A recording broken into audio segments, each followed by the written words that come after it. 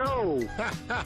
Yo! Now I told them from the onset that we're gonna go to the next round. Okay, Laila, I don't know why he didn't pitch up. Man? Foster. Oh, Yeah. Laila. Laila. Where's the Southern Tembisa? Where's We have evidence, Mahopa, who's doing a brilliant job. You can tell me about your Laila or somebody. Omar Katugba joins us on the line. Nigeria and South Africa in the semi-finals. He's already looking like another Amapiano battle again this time around.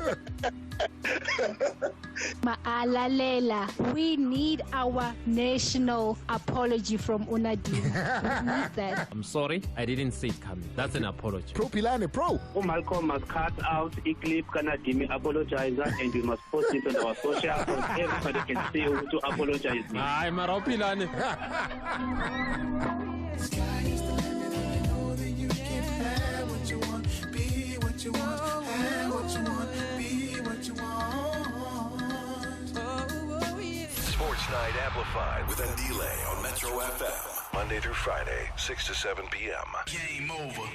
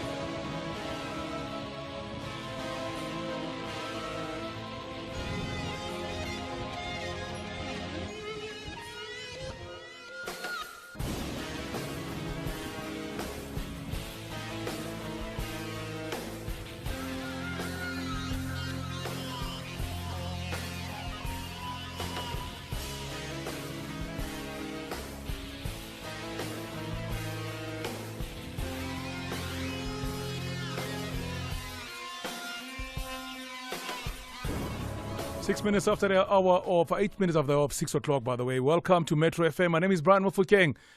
For Andile Ngube. This is Sports Night Amplified with Andile Ngube. Brian Mufukeng is the name. Thank you very much to the touchdown team, Thibaut Touch, alongside Tamuren as well as Lindy in the news there. They'll be back again on radio between 3 and 6 tomorrow in the afternoon.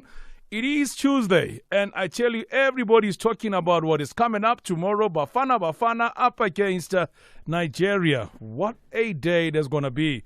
So those who are interested to actually get there and be part of the celebrations, so you can fly directly to Abidjan. So Valley passport is actually you need, as well as a yellow certificate.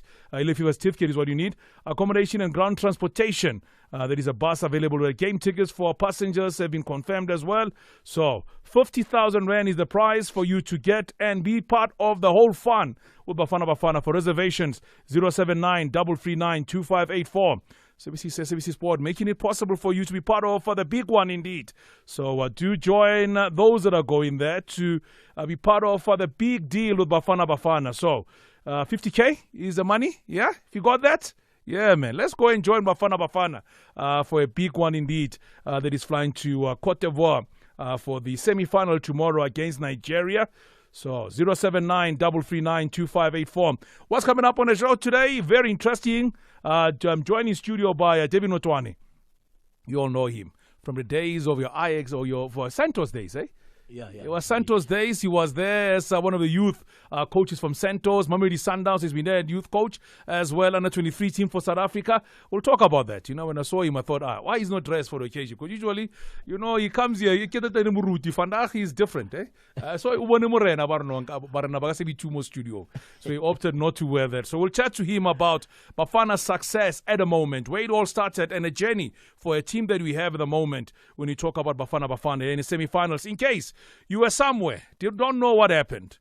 Bafana in the semi-final of the AFCON tournament. A lot of people have been saying, we never saw this one coming. So we're going to be joined by him. Thabo Sunong will also be joining the conversation. He is in Tanzania, the former under-20 international coach for South Africa. In Takama, he was the man in charge of the under-23 team for South Africa. Assistant coach as well to the senior team at some stage for all of that. So that's all coming up. And later on today, Aslam Kota will join us to have a conversation around the ICC Under-19 Cricket World Cup that's taking place in South Africa. I know at some stage when he looked at the score, it was looking bad for South Africa, but I saw celebration, so we'll confirm exactly what happened. Because I know that we were at some stage, India needed just around 44 runs to wrap things up, and India eventually won it by 2 wickets. So we'll chat to Aslam Kota.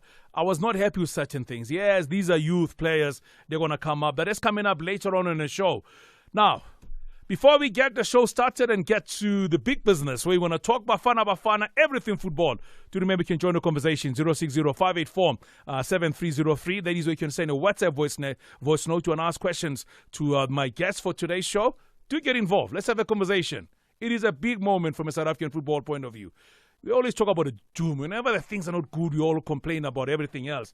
But when there's something to celebrate, we need to come together and celebrate that moment. And that's what I want us to do. Let's celebrate Bafana ahead of the crucial game against Nigeria tomorrow. More coming up on the other side of this. It's Pick n Pay Hypermarket Hypermania with non-stop savings. Get a 14-inch Mesa Celeron laptop with Windows 11 Pro for only 3,499 Rand. And smart shoppers get 15 kilogram HTH Granular Plus Chlorine for only 579 Rand 99. For a limited time, only at Pick n Pay Hypermarket. Valid 5 to 11 February while stocks last. T's and C's apply. Hi, my name is Vincent, technician from PG Glass. Damaged roads can cause big problems for windscreens. My last customer ignored a small chip on hers. She drove over a pothole and cracked. She could have saved time and money by not leaving that chip too long. When a chip is smaller than a 2 Rand coin, we can usually repair it without taking out the entire windscreen. Plus, most insurance policies will cover the cost of the repair.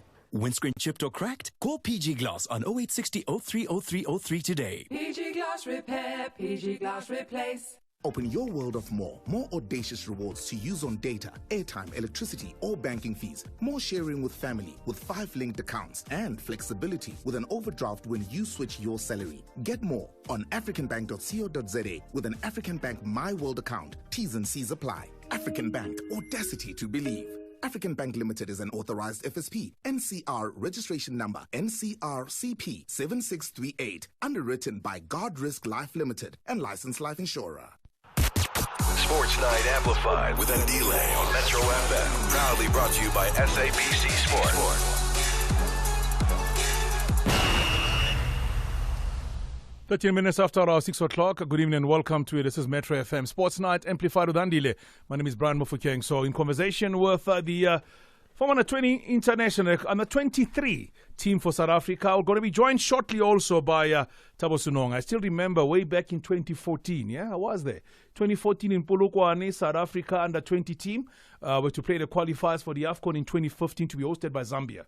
That was the last game of Coach Shakes Mashaba before he left the under-20 team to take over the reins at Bafana level. Thabo Sunong was sitting on a bench on the day. Fakli Lake scored a brace against Ondwa as South Africa qualified and booked their place to be part of the team that played in Zambia. Yes, South Africa eventually managed to get themselves to the World Cup as well as they lost in a final. Thabo Sunong was the man in charge of that particular team. He did it again, that is a few years later, to qualify the team. But there's been a lot of growth in the South African youth teams over the years to where we are today. So to unpack that and talk more about the success that we are seeing today, it didn't just happen overnight. Coach David Notwane, welcome to the show, officially now. Yeah, thanks, Brian. Good afternoon to the listeners of the show. And thanks again for having me on the show. It's good to be here. It's exciting times in South African football. Yeah. And thanks for inviting me. I see you've got a special shirt there. You're wearing a special shirt, the 2020 Tokyo Olympics. Yeah, Brian, it's a special moment in our football. So I also wanted to make it extra special coming to the studio to talk about things positive about football, you know. So, yeah, the shirt I'm wearing today, of course, is the Opening Olympics Tokyo 2020 shirt. I wore it the first time there, and this is actually the second time, you know. So, hopefully the third time we'll be going to the final in Ivory Coast or coming to celebrate with Bafana at the airport. Hey, optimistic. I love that. No, very optimistic. I love that. Now, I've got to say I love the way you're thinking, because on Saturday I was covering the game that was between Capo Verde up against South Africa, and when Ron Williams made those 4 saves in a penalty shootout, I was berserk. I was beyond myself. I didn't know exactly what to do. So you're joined on the line now by Coach Thabo Senong, who's coming to, in fact, we're trying to get hold of him. As soon as we do have him, we'll be bringing on. I think Owen Dagama is the one we're going to talk to as well. Coach, I mean, we've seen since 1986, when South Africa won the tournament. 1998, South Africa got to the final, lost against Egypt. 2000, in fact, in Nigeria. It was Nigeria in the semi-final. South Africa in fact, the tournament was co-hosted by Ghana and Nigeria that year. Yeah. South Africa lost that semi-final match against Nigeria, finished third overall. Yeah. It has been a long journey to be where we are today. Let's unpack that. Yeah, true. You know, it's been a long journey. And if you remember, Vision 2022 was then started around 2013-14, as you indicated. And, you know, the successes of, you know, our stalwarts leading to the tournaments you mentioned up to 2000. Then, you know, the vision came, and there was a lot of positives in the beginning. And then along the way, you know, there was a lot of question marks, a lot of negativity, a lot of, you know, rubbish in the vision. No, it's not working. But behind the scenes, you know, having been involved with the association, even leading up to the Tokyo 2020 Olympics, you know, one was always seeing the fruits of the vision, although, of course, there are always challenges in certain aspects. And like any other vision, you might not reach, you know, the target set, which was 2022. Yeah. But here we are now, you know, it's 2024. And the results are starting to show. And I always believe that also leading to the 2026 USA World Cup, you know, so there's bigger things to come, in my opinion. I'm not surprised by what I'm seeing, but more than excited. And there's a lot of course, things that are happening behind the scenes in terms of the players involved, their growth and development in professional football and so forth. Their history with the junior national teams, especially, because, you know, that's the talent pipeline. And today we are excited about everything coming together, you know, from the performances that have shown that the Bafana showed up at this tournament. It's indeed a big one. There's celebration everywhere in the country. Everybody coming out to talk about the things that are happening from a South African point of view. Now you are joined on the line by a man who happens to be in Tanzania. Habari, Coach Thabo. Habari za jioni kaka. How are you, Brian? I'm all good, Mukwetlisi. You know, you are in Tanzania now. I mean, I'm joined in studio by Coach Devin Notwane. We're talking about the success story of Bafana now. But, you know, we talk about Bafana now. But before Bafana was there were the Amajitas, Amajimbos, as well as the under 23 team that eventually got to this level. When you look at the players that we have in them, let's talk first about the performance of the team and to find them in the semi-finals. A lot of people didn't give them a chance at all. Absolutely, Brian. And once again, a very good evening to the listeners, and thank you for having me. Yeah, of course, we all proud, we are all happy with what is happening with Bafana at this point in time. And to stay focused, and I hope that the players are still level-headed, maintain their feet on the ground, because the job is not done so far, but I must be honest that it's been an excellent tournament, and well done, coach, with his staff, and well done to the players. I'm happy. I'm in Tanzania, but I'm following the team, and I'm rallying behind the team, and I'm extremely excited. Yeah. Coach, I mean, we talk mostly about the teams, Premier Soccer League teams that eventually inherit these players who are fine-tuned and are looking very good. And everybody will mention that this is a Sundowns player, a Chiefs player, a Pirates player. But those players come from somewhere. You have academies around the country. We probably need to have a conversation around academies around the country at some stage. But for now, we can talk about being an under-17 coach. You know that you probably have the players for 1 year because they graduate into the under-20 team. And then you have them for 2 years for under-20 before they go into the under-23 team, because there's a 4-year cycle before the next Olympics come up and they go into the Bafana fold. Let's talk about the process of fine-tuning the squad that we have at the moment, how it all starts, the process, how it builds up to the team that you have today. Yeah, it's always difficult to create a high-performing senior national team if you don't invest in the work or in the project of youth development. So if you look at South Africa, and the South African Football Education has an association has really invested a lot in terms of making sure that our junior national teams qualify for CAF tournaments and also qualify for FIFA tournaments, because it gives the players the needed exposure, the needed experience, they needed education at an international level, because obviously, remember 2015 Chile, we had a couple of young players, and also 2017 Amachita World Cup, 2019 Amachita World Cup, the likes of Oswin Apolis. So, and of course the Olympics 2016, and also so there's been a lot of investment in terms of giving these young players an opportunity to represent tournament, but not excluding how our clubs have helped us also to develop these players, with Sundowns always present in competing against the best in the continent, Orlando Pirates doing the same, SuperSport doing the same also. So I think the league has contributed a lot to building the Bafana that you see currently. Even the technical teams or the coaches per se, Brian. You look at the respective coaches of most PSL teams. You look at their education background, their licenses. SAFA coach education has invested a lot.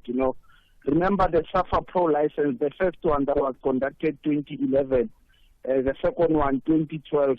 The likes of Mandla Nikazi were there, the likes of Lani Mukwena were there, the likes of Pito Musimani were there. So for us to see progress as a footballing nation, there's a lot of contributing factors that has happened in terms of developing coaches and then exporting players and developing players. Look at the technical team that Mr. Hugo Broad has now. Kopano Melesi, the sports scientist, he comes through the structures.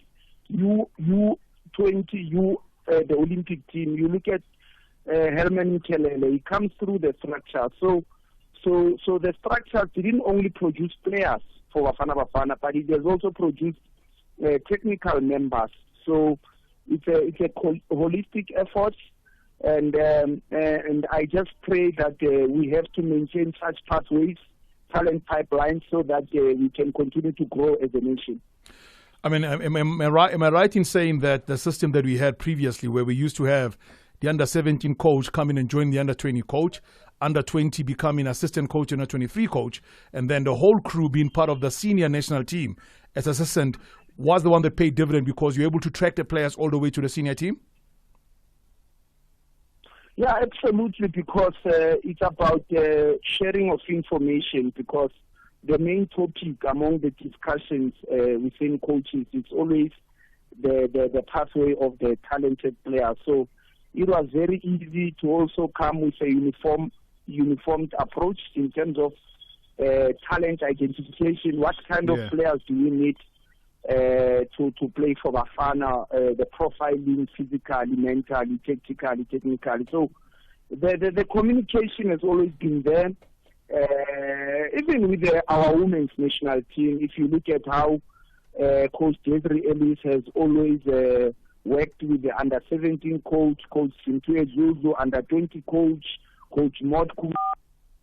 Safa has really invested a lot in terms of creating uniformity and maximizing relationship within coaches, because we learn coaching is about sharing information. Yeah. The more you interact with other technicians, the better you get as a coach, because we discuss a lot of ideas and a lot of information. Yeah, and he spoke about Kopano, KP, I mean, one of the finest from Free State. So he comes from, I remember first time I saw him was part of the Free State team that played in the SAB League way back in the days before he eventually became part of the fold. Let me bring you a coach, Coach David. Now you are part of the under-23 squad, all right? Let's talk about some of the players that came through your hands that you have seen their growth pattern to where they are today in the current squad. Yeah, Coach Tabo. Coach T, how are you? Coach, good evening. How are you, Coach David? I'm good. Good to hear from you, Coach.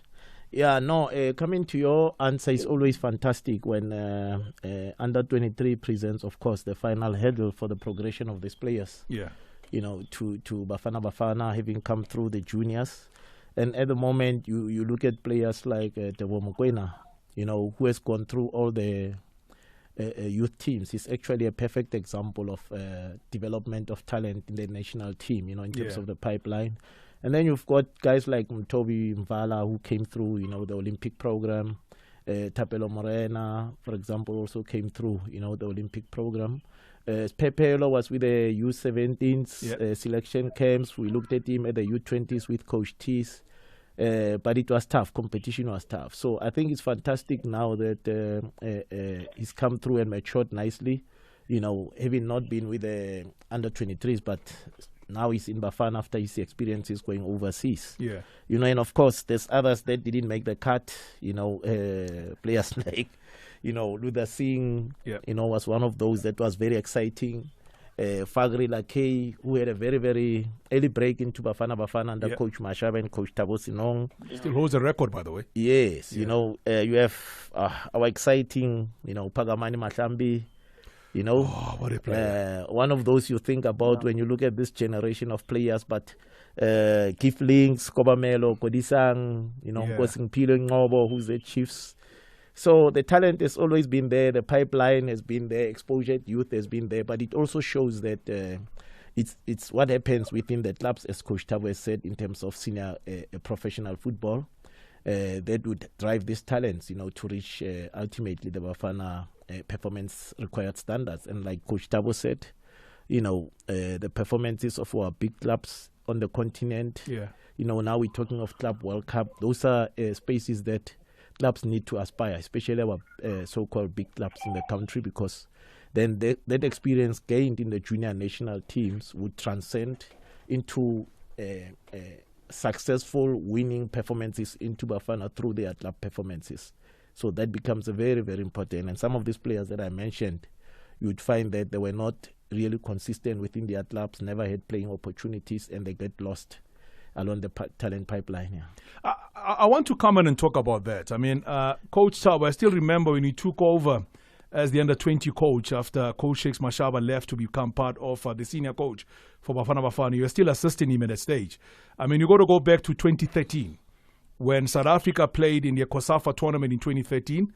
You on the bench there. We had at the back. Let's just talk about the players. Msibi was in goals for South Africa.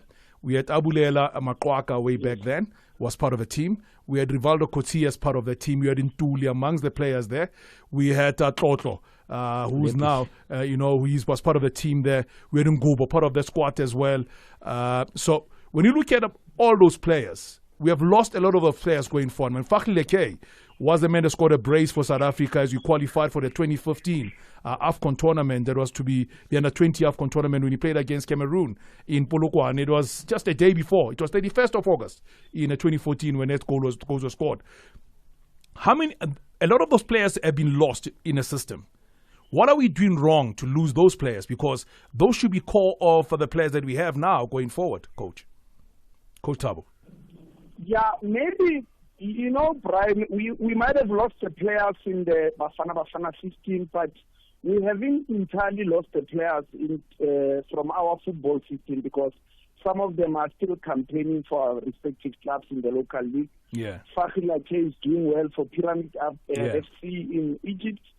And then you still find the likes of Monet Nel playing for Cape Town Spurs. Yeah. The likes of Toto Lepide playing in the NSD, because I'm sure Coach David will attest to me that sometimes, remember, the system, SAFA and the clubs, they can only create so much for the players in terms of the talent pipeline pathway for the players to grow. But then the players need to take responsibility in terms of continuous efforts, consistency in training, solid lifestyles, and making sure you get the right agents, making sure that you get the right club, making sure that you get playing minutes, making sure that you manage frustration. So sometimes we lose this player. At the end of the day, Bafana is the national team. The respective head coaches must select the best players who are doing well at the moment. So enhance. Best players have been selected based on their performance at their respective clubs. But and we are a country with a huge population. Yeah. So it will always be very tough to squeeze into the Bafana setup. You have to really perform very, very well in your respective club. So the competition has really increased, but they are still playing. Rivaldo Cote is doing a good job for Mamelodi Sundowns. Yeah, he is indeed. Jody February is still belong to Amazulu. Is still part of Mamelodi Sundowns. So I'm sure in the next 2 years going to the 2026 World Cup, I'm sure some of the players will reach their peak, because with football, some players reach their peak in their late 20s, some mid-20s, some even at 30, 31. Look at Temba's one. He's getting better and better at his respective age. So we just have to remain hopeful and make sure that we encourage the players to stay in the system, playing for the clubs in our local league. If they can go abroad, that will also help the national team coaches to have more options to scout abroad, to monitor talent outside and to monitor talent inside the country as well. We're joined on the line now by Rabadol himself, Wenda Gama, man who was in charge of the team that went to Brazil for the 23 team of South Africa, where I still remember Toby Mvala in that tournament. Itumeleng Kuna's one was a goalkeeper, one of the goalkeepers there, but I still remember the build-up to that was something else, with South Africa qualifying in Senegal. That was when Mahlambi was on a different element at the stage. Coach, welcome to the show. Thank you, Brian. It's always a pleasure leading to Coach Thabo and Coach David. It's always great to be in the company of such good gentlemen. Good evening, Coach. Hi, Coach. Hi, Coach Owen. Compliments of the new year. Thank you. Thank you. Coach, Evening, my coach. Yeah, no, I tell you, that's a discussion you're going to have outside.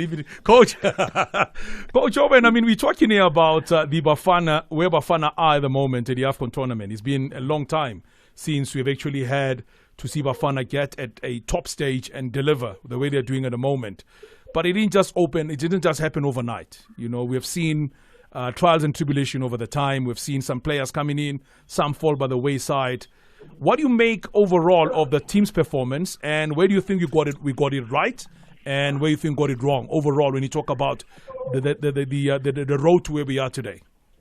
Yeah, look, I think it's a tremendous achievement for the boys. They've done extremely well. They succumbed a lot of obstacles to reach where we are. Yeah. And to get to the semi-finals, I think it's a tremendous effort, and Hugo Broos must get... he must be praised for this.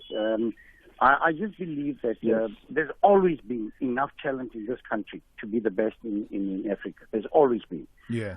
Not to take anything away from the current national team. We can do even better. There's no doubt about it. We can do even better. But we must take our hats off and say the boys have done well. I'm just a little bit skeptical as to the way forward. At one stage there was the Vision 2023. It's gone. There's nothing happening. Walter Steenbok is now the technical director. I'm sure he's going to come up with a great plan moving forward. But I just still believe that Coach Thabo did a tremendous job in putting a database of players together. Yeah. And Coach David also did a tremendous job, with the Tokyo thing. It might not come through immediately, but eventually it will come through. And and the legacy of the 2016 Olympic team that went through, a lot of that has not really gone through because of the lack of continuity and follow through within the national teams. Yeah. And that has been a disappointing thing. That's something that I believe we can still work on and get right. And I still believe that your local coaches is the way forward. It's my personal opinion. And I'll always stick to that because the intellectual property remains within the country. It's there. It will always be there, and we can always build on it. So it's just my view. But I'd like to wish Hugo Brewers, because at the end of the day, it's our national team, and we've got to support them 100%. So we are 100% behind it. And I'm just glad to see people like Motobi Mbala coming through. Aubrey Madiba was part of the Kiona team that we selected there. He's coming through. And a lot of other players that have been groomed and came through the hands of people like David Notwani and Coach Thabo Senong. So it's good to see there's effort and there's a little bit that's coming through, but it could be more. It could be better. There's no doubt about it. Coach, let me bring you to Coach David. Coach Owen is mentioning something very important, that, it is a team effort. Not only the Football Association, also the teams has to come in and be able to showcase what they can do. I'll take you back. In 2011, I was covering the under-20 AFCON that was played in South Africa. No, it was played at Dobsonville and Germiston. And Ronwen Williams was part of the team, was a goalkeeper for the team. Now, where I'm going to, I want to get to a level where you talk about Ahmed Musa, the current Nigerian captain. He hasn't played yet in this AFCON. He was part of the team. We have seen his progress for him to go overseas and eventually become the top player that you know him to be. Yeah. We have seen a Zito Luvumbu, who plays now for the Angolan national team. Yeah. We have seen a Zini, who was coming off the bench continuously to score goals for the Angolan national team. We have seen Mabululu was part of the team that came through the COSAFA ranks to be where they are today.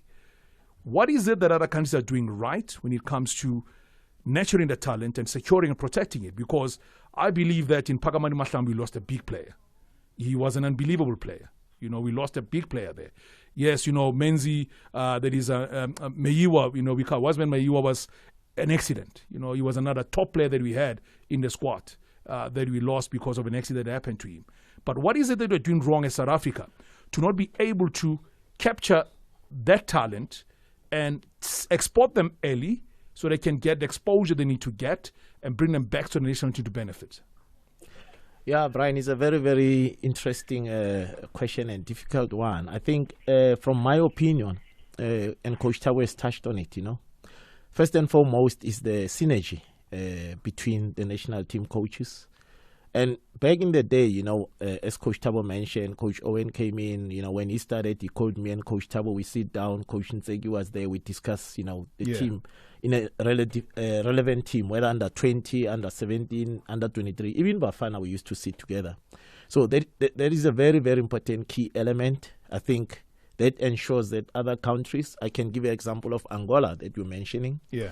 The current Angolan coach came from Portugal. He was with the under 17, under 20, under 23. I played against him, and now he's with the senior. So it means then from their long-term vision and planning, they stick to it irrespective of the results. Yeah. So of course, results are very, very important. But for some, it depends on how you look at it and where you are at that point as a national coach, especially senior. So you look at a country like Cape Verde, for example. Yeah. They've gone on a 10 to 12-year plan.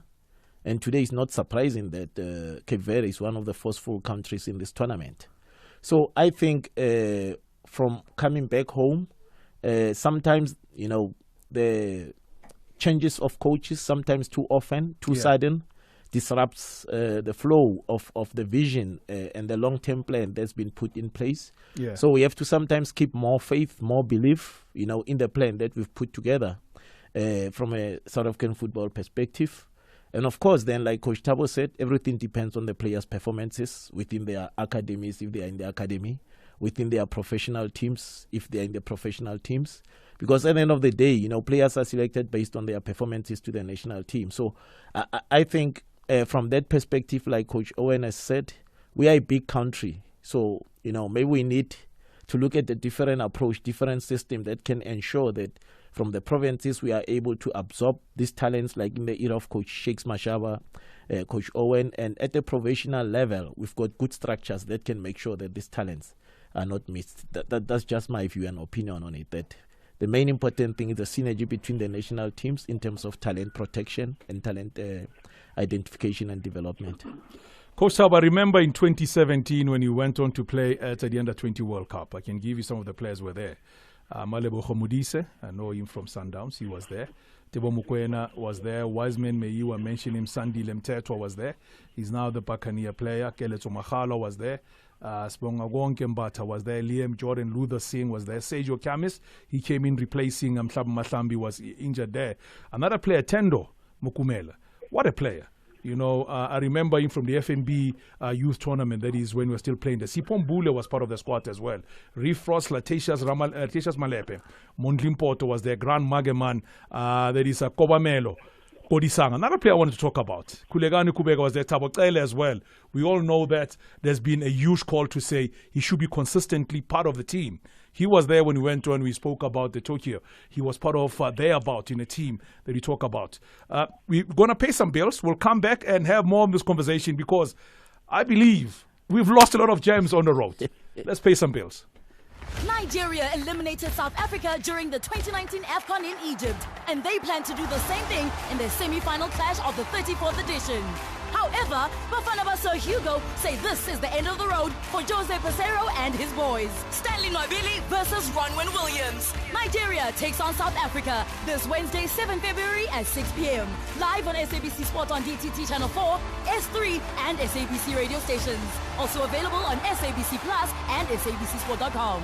SABC Sport, the official broadcaster of the Africa Cup of Nations Cote d'Ivoire 2023, is bringing you world-class African football. Available to all. For the love of the game. Sports Night Amplified. My name is Brian Mofokeng, standing in for Andile Ngube. These are the voices that bring you all the action every time.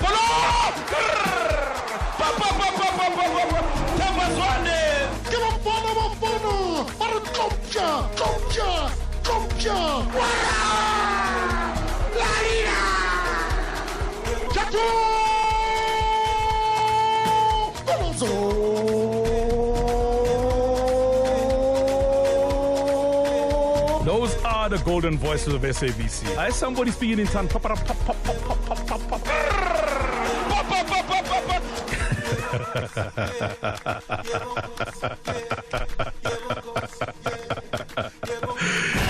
Six to 7 p.m. That is the beauty of sport. You know, we sit down and you have all this conversation. Coach, I know that in Tanzania, probably they're preparing something nice for you. You know, I know there's massive love when it comes to food. So we just get your putting shot. I mean, ahead of the game that is coming up between South Africa and Nigeria, how do you see our chances and how do you think we need to approach this game? Yeah, look, we shouldn't change much. I've been impressed with the starting lineup in relation to the tactical approach. A bit of penetration from Morena, history from Yozwane Mukwena, and protection in the midfield from Sitol. And then, of course, you know, point of reference is Mahopa. So I wouldn't change much. I'll make sure that we maintain the same structure because they are growing every match. Yeah. There's fluidity in possession because when you have possession, you have control. You know, so I wouldn't change much, but let's be very, very alert during dead ball situation, free kicks. And we just have to rally behind them because, you know, there's a brilliant coaching staff that has been really helping those guys. There are analysts there. There's a solid technical team. They've been doing a massive job. Ours is to continue supporting and not criticize. Sometimes yet some criticism with Pesitau there and there, and only if people know how much impact he puts into the team off and on the field because of his leadership. He's sacrificing a lot because he's been played out of his natural position. He's been playing more on the left to accommodate Morena on the right, and you know that he normally plays on the right to cut inside. Sometimes the Bafana used to play on right. Let's understand that Percy has sacrificed to play in a different position. He's still helping us in breaking structures and winning the team. So let's believe in them. Let's not criticize. Let's just do our job of supporting. Yeah. We have a chance to beat Nigeria, but it's a different ball game. It's gonna be tough, but I'm Bafana. Coach Thabo, thank you very much for taking time to have a chat with us. All of the best in Tanzania. Yeah, I know. I need to come down that side so we can just have fun, you know. I know that I'm told you're a frequent guest at Zanzibar, so. Thank you so much, and thank you for having me, and it was always nice to catch up, and thanks to my coaches as well, Coach O. Best wishes always. Thanks. Yeah, there is a Thabo Cruz, there, having a chat with him. Coach Owen, your parting shot ahead of the big game tomorrow, South Africa against Nigeria. Yeah, look, I think our A game is on top. Very, very much on top. Our A game is superb. I'm just concerned about the B game. What happens if things turn around? If we can get the B game right, there's no doubt in my mind that we can beat Nigeria. They're in disarray. There's a lot of friction. You could see that from the touchline between the coach and some of the players. You were shouting at some players. The Nigerians are not happy with the type of football that's been played. So they're not 100% in harmony. Whereas with Bafana, we're in harmony. You know, we are there. We can smell the cake at the end of the road. So I think we've got a distinct advantage there. But we've got to get our B game right. That is most important. In other words, should things be tight, how do we turn it around? That to me is going to be the factor that will make us win this cup.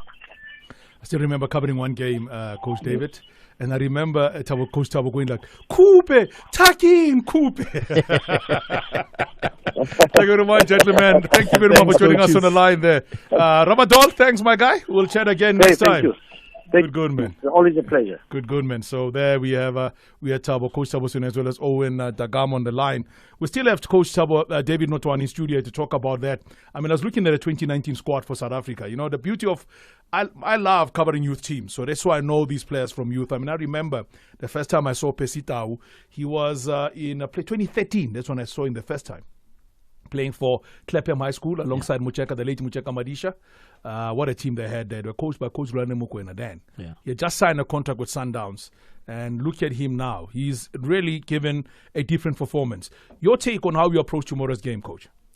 Yeah, look, tomorrow's game will be very, very interesting and exciting. I want to believe that tactically, Bafana has gotten through the last few games correctly.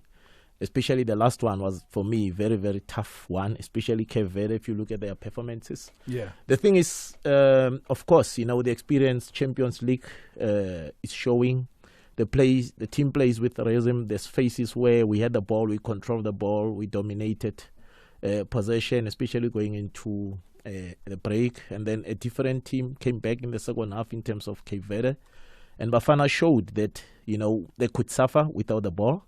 And hence I'm mentioning, you know, the Champions League experience came through then, you know, because to win tournaments and get through games like tomorrow's, you need to manage the game. You need to stay in the game through different phases of the game. It's not easy to dominate the game entirely for 90 minutes. There are going to be moments where you need to suffer and roll up your sleeves, run, work hard, you know, sit in a little bit. But then with that, of course, I think where we could improve is if we're absorbing pressure as a way of staying in control of the game, is in the transition phases when we win the ball. How do we play out? You know, sometimes the long ball to evidence Makopa made it difficult for the team to be joining in to support, and we ended up sitting in. But I believe Nigeria will be a different opponent. The technical speed of our players, you know, the creativity of our players has shown that special characteristic element of South African players. And I think if you look into the past, our games against West Africans, naturally they come in with physicality and power.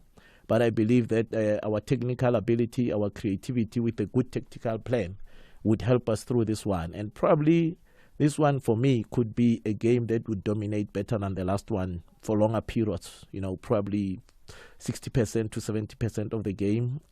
We play more possession-based game. It means we'll be able to dominate and we'll be able to create the necessary chances, It's taking the game. We have a goal in this group, Evidence has shown that it can come up with a goal. Makupa, Mshishi, gets into those positions.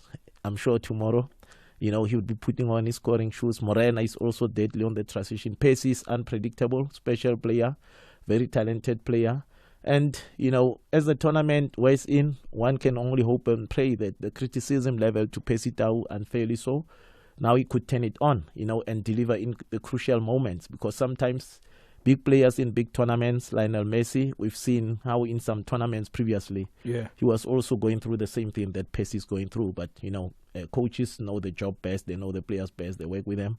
And I'm sure he'll turn it on in the next 2 games. So, I'm good that I'm sure that Bafana will go through tomorrow. Can tell you one thing, when South Africa played in the Olympic Games, I still remember Ronan Williams was there, Tebo Mokoena was there, as well as Evidence Mahopa, amongst the squad that is playing at the moment at the AFCON tournament.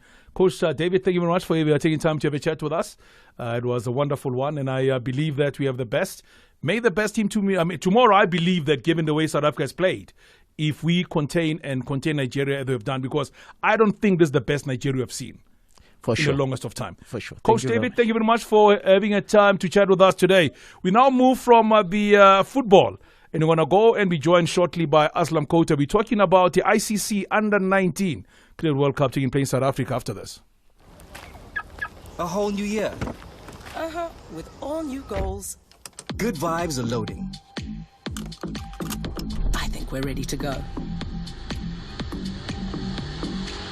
Ride into the new year in style and get up to 40,000 Rand cashback on the Renault Kiger Turbo, Renault Triber, or Renault Clio. Book a test drive at Renault.co.za today. We're ready for you. Are you ready to go? T's and C's apply.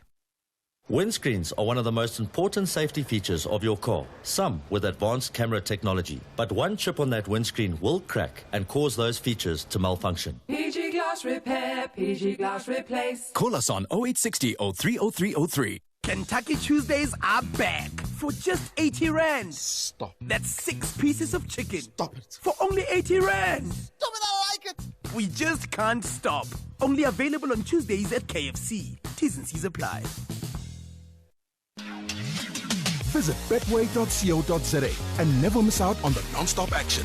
Get way more with Betway. What a week of dramatic football across the board this past weekend. Arsenal have blown this title race wide open. The Betway SA20 continues, and so does your chances to win your share of a 2 million Rand when you bet on any Betway SA20 game. Visit betway.co.za to see what's in store this week. The action never stops with Betway. Visit betway.co.za to bet on every unforgettable sporting moment. Get way more with Betway. It has been a great one from South Africa sporting weekend-wise when you talk about Bafana reaching the semi-finals, and also in the ICC Under-19 Cricket World Cup, SA team reaching the semi-finals where they were to play against the Indians. We joined on the line now by Aslam Kota, because I know the game is over. We're watching the game with Timothy, and Timmy was saying, if only we don't make these mistakes. Aslam, first of all, good afternoon and welcome to the show. Thank you very much, Brian. Good to be talking to you after a long time. It is indeed, Aslam. I know that cricket is your life. You eat, sleep, and everything else is cricket. Let's talk about the performance today for the South Africans. I'm going to stop right there. I'm not going to continue about anything else. Let's talk about the game today against India. South Africa finished second in Group B, Group 2 rather, and then it was Australia on top, and then we also had India also going through Pakistan. So Australia is going to take on Pakistan in the next semi-final. How do you things go for South Africa today? Well, it was very, very disappointing in the end, and I can imagine the youngsters must be absolutely shattered because they've had a wonderful tournament. They had one little blip against a very good Australian team, and that was just in their second match. And after that, they've really been, it's not been plain sailing, but they've just shown that they can go the distance, they can stay toe-to-toe with the opposition. And they've come through quite nicely. It's the best performance by a South African team since South Africa won the World Cup, way back when Rabada and company were winning it for South Africa. So this has been a wonderful performance, and as I said, unfortunately, it didn't go right for them. In a nutshell, what I will say is that for the first time, India in the entire series won the toss and elected to bowl first. So that was a rather surprising decision. And then South Africa, after having been in a lot of trouble, seemed to recover in stages and eventually managing to score 244 for 7. And that too, I think one of the features, and not necessarily a good feature, but a worrying one, was the fact that they faced 182 dot balls, and that actually allowed the Indian bowlers to really get control of the match. There was something like 60-odd deliveries before a boundary was scored. So that middle period where Richard Cheletswane, who eventually got 64 of 100, and Oliver Whitehead seemed to struggle through that period. And I think that's what allowed South Africa to then just score a modest 244. And as modest as it was, I actually thought that India would pass this before the 40th over. Well, I can tell you, it went to 7 balls before the end of the day. And it needed something quite special from the Indian batsmen. They were 32 for 4. And we saw fantastic bowling by the South Africans. We saw Loose, Tristan Loose, today, in fact, break through in the top order and picked up wickets. The first wicket again fell at the hands of Krena Mapaka, and South Africa were in complete control. This was happening in the 11th over, 32 for 4. And then a record first wicket stand for India in Under-19 Men's World Cup between Captain Uday Saharan and Sachin Das. They put on 171 to rescue the innings. And although they made heavy weather of it, in the end, they managed to pull it off with just, as I said, 7 balls to spare. So they go into the final, and listen to this, Brian. It's quite astounding that they are now into their 9th final, 5th in 5 consecutively, and they've won 5 out of those 9. So they have an unbelievable record. And they obviously will face the winner of Australia and Pakistan. You just mentioned, I mean, when we were watching the game with Timmy, just before we started, we were talking about we need to get rid of certain players. Uday Saharan for me was always going to be a problem. Sachin Das was going to be a problem as well from a South African point of view. But when I look at the extras, I see India only at 11 extras. We had 27. With the 23 wides in between as well. Aslam, I understand that this is youth cricket, and this is where we learn and we go forward and learn from here. Really, I mean, if you look at the score at the end of the day and look at the extras we gave away, surely we could have probably pushed that game all the way to the end. We might have won it as well.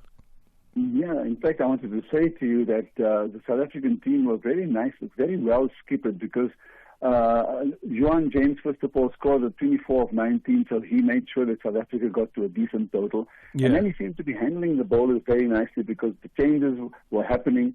And there was a period where the likes of Saharan and also, Sachin Das, they took their time. But the reason they had that many dot balls was they were recovering the innings. And until then, they did very well. But you make a very good observation because, if anything, they look at the fact from a batting point of view, not enough turnover of strike, and from a bowling point of view, those extras. And in the end, if you think about it, with 7 balls to spare, that's the area they will really rule the fact that they did very badly on that score. So now, what time is the Australia game? Is it started already, or what time is the game starting between Australia and No. Pakistan? Is that tomorrow?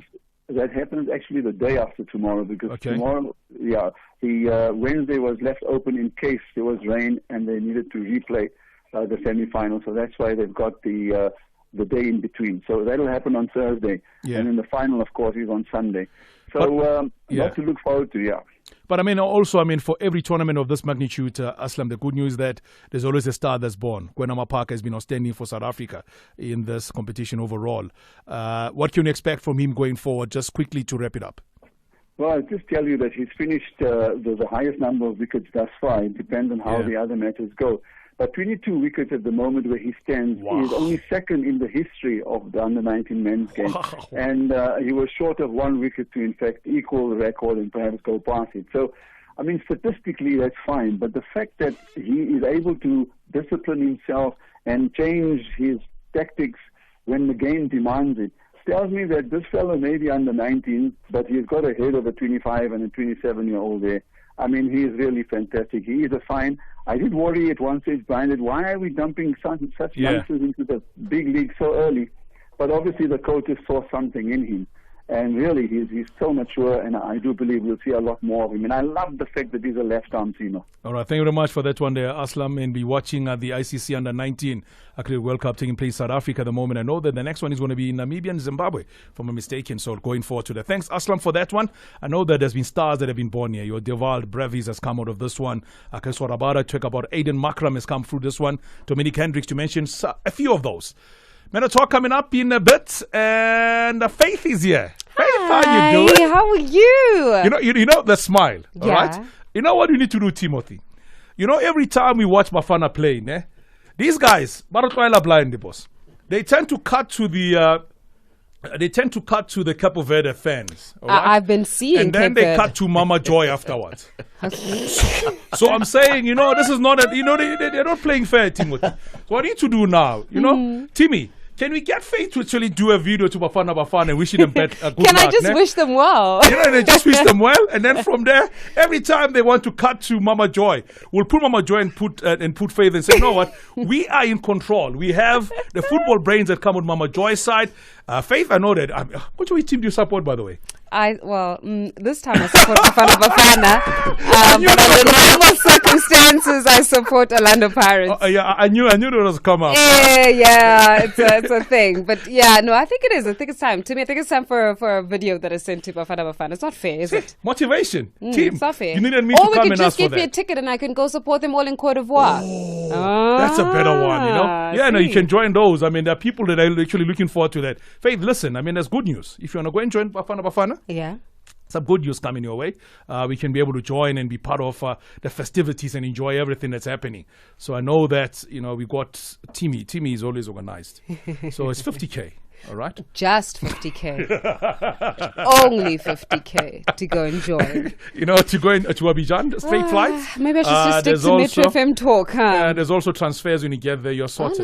Oh, nice. For just 50K? Yeah. Not so bad, actually. Everything is there. Then you're going to join 200 seats available. Yeah, that's what you're looking at. So, just get in touch with, let me see, who's got this. Maybe they can hook you up. Maybe they can hook me up. Yeah, I don't know. Somebody has to do Metro FM talk for me.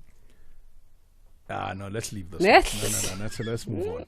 Okay, Faith, what's coming up? Lots in store for us from a talk perspective this evening. We're in conversation with the Deputy Director General for Hospital Services and Human Resources for Health at the National Department of Health. You would have seen some rounds and some conversations and news reports regarding how the Department of Health does not have the capacity nor the money to employ those doctors that have finished their service training.